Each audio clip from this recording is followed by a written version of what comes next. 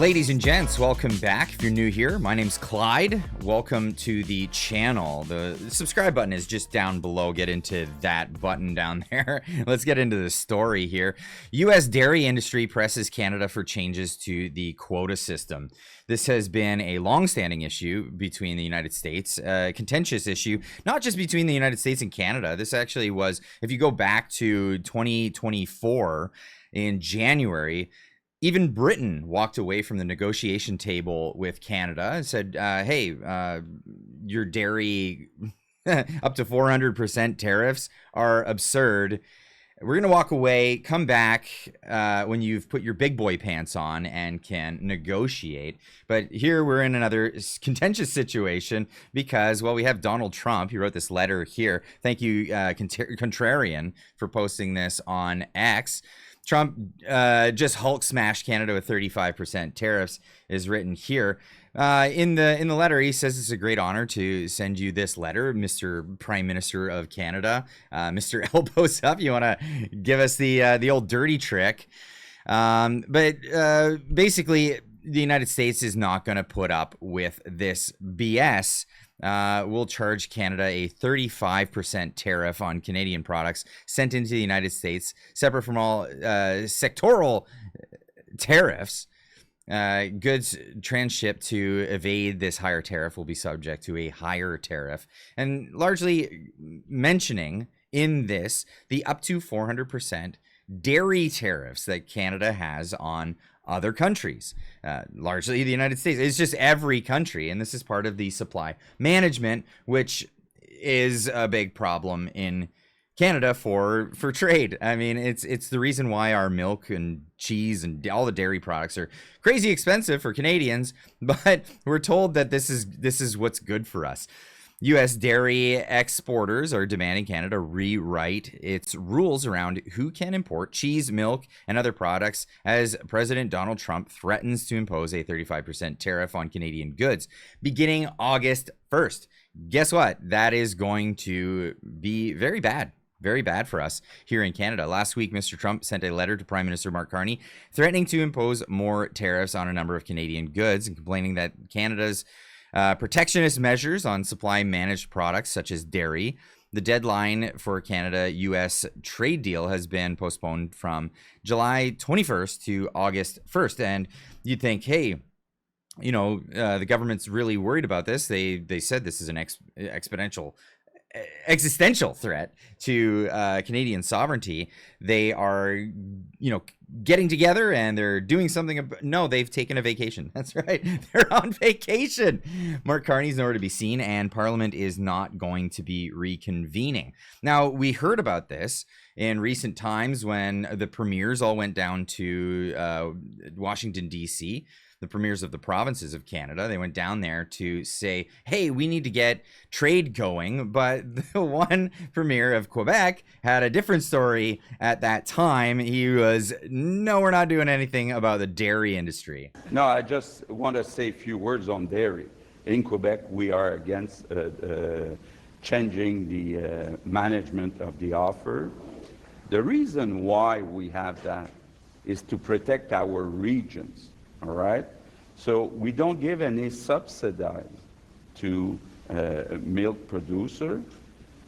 So the only thing we do is we manage the offer, and it's a way to protect small farms in all the regions. So for us, it's not negotiable. It's not negotiable is the words there. He says it's not a subsidy, but when you force the people in a geographical region to only buy from one supplier, that is a subsidy. It's an indirect subsidy, but it nonetheless is a subsidy. Now, in this, the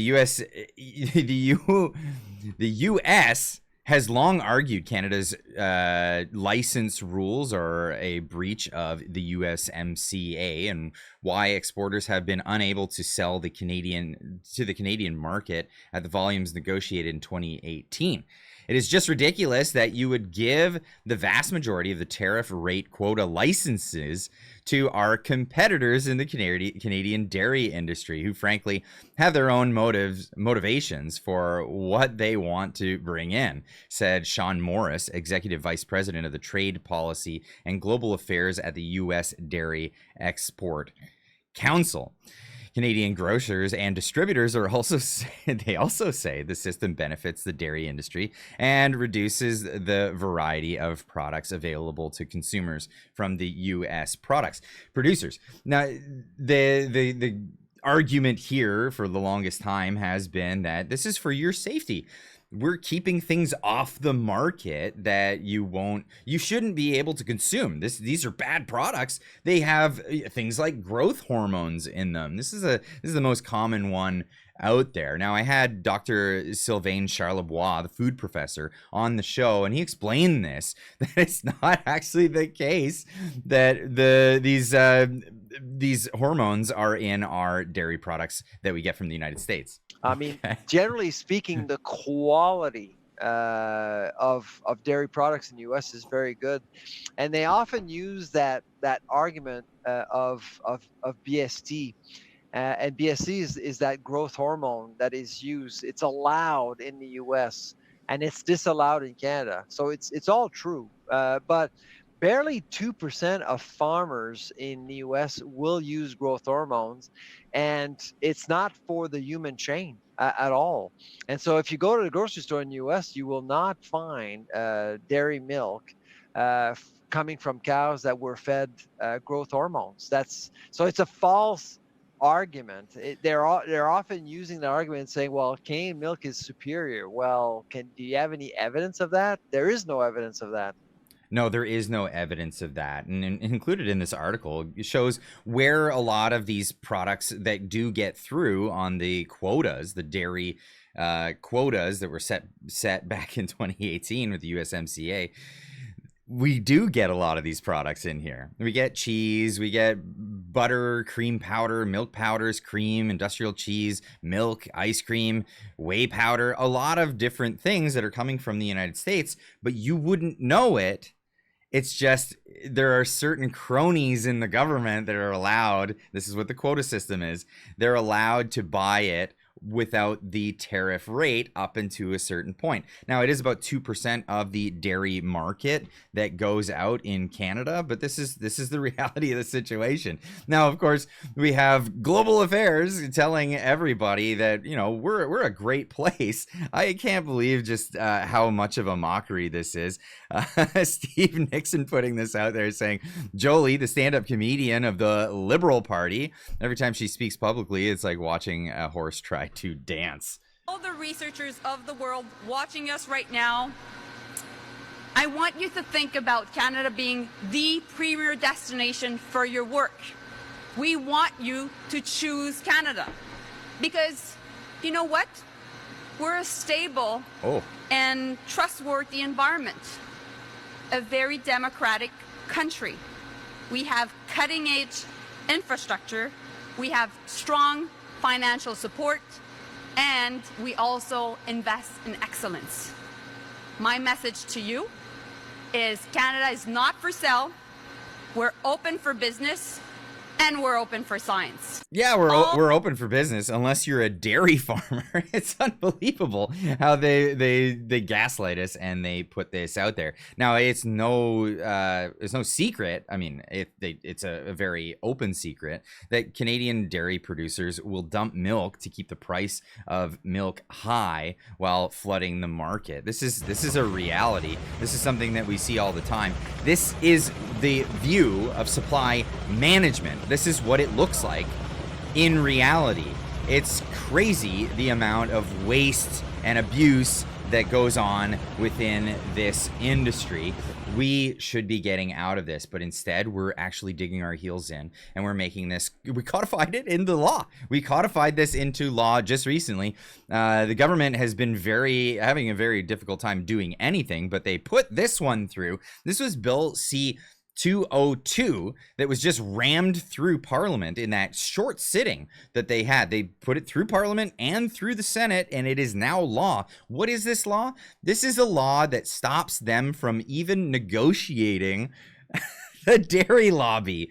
This is crazy. This is actually put into law. So if Donald Trump really puts the gears to Canada, they'll have to sit back in Parliament and actually repeal this law before they can even negotiate dairy on an international level. Literally, this is the shortest bill I've ever read in my life, and it really just says that they're not allowed to negotiate. It is against the law for global affairs or any governmental body to negotiate the dairy supply management in any way moving forward. So this has really put us in a pickle, considering this is what Donald Trump is now saying needs to be on the table. We don't even have a mechanism to put it on the table.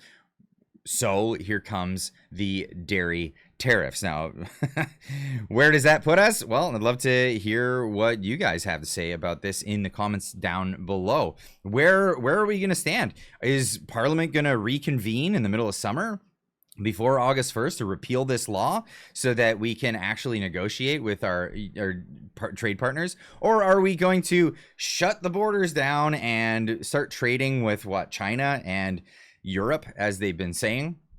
It really is crazy. This is our population resides on the southern border because our biggest commodity is our proximity to the United States of America. It's just absurd that we're throwing that relationship out the window.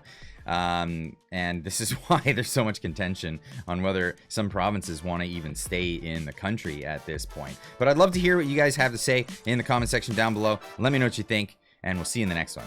Keep on trucking.